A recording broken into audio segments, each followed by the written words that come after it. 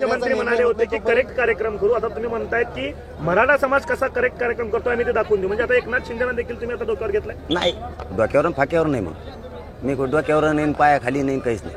माझा राजकीय अजेंडाच नाही. 6 महिने शिंदे साहेबाच्या शब्दावर, त्यांचा शब्दाचा मान सन्मान मराठ्यांनी केला का नाही केला तर याचं उत्तर केलं आहे.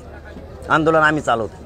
तुम्ही सांगताल ते 6 महिने ऐकलं म्हणजे आम्ही तुमचे लाड केलेत. उलट तुमचे लाड केलेत. कारण आम्ही प्रत्येक वेळेस म्हणलो देऊ शकतात आरक्षण तर शिंदे साहेबच.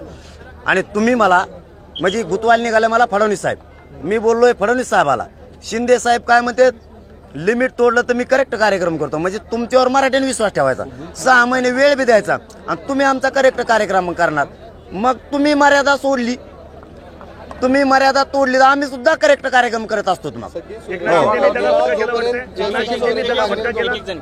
आता तुम्ही जर आमचा करेक्ट कार्यक्रम करतो म्हणल्यावर तुम्ही दगा फटका नाही केला काय केलाय? मग आम्ही सुद्धा तुम्ही मर्यादा तोडली म्हणून आम्ही सुद्धा करेक्ट कार्यक्रम करू शकतो. 3400 उमेदवार अर्ज भरतायत आणि महाराष्ट्र सगळीकडेच होणार आहे आता लोकसभेच्या. ही आकडा 26,000च्या पुढे तुम्हाला 9 तारखेपर्यंत गेल्या दिसते.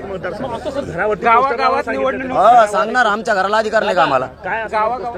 पोस्टर लावणार मराठा समाज प्रत्येक घरावरती की मी मतदार. वरील येणार 1 मराठा कोटी मराठा किंवा 1 मराठा लाख मराठा येणार. त्याच्या खाली मोठ्या अक्षरात लिहिणार आणि दरवाजाला कवड्याला चिटकून टाकणार ती पॉम्पलेट. पुढाऱ्यांनी माझ्या दारात उभा राहायचं नाही, यायचं सुद्धा नाही.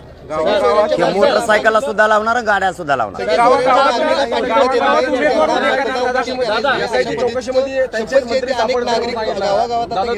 घेणार आम्हाला अधिकार आहे.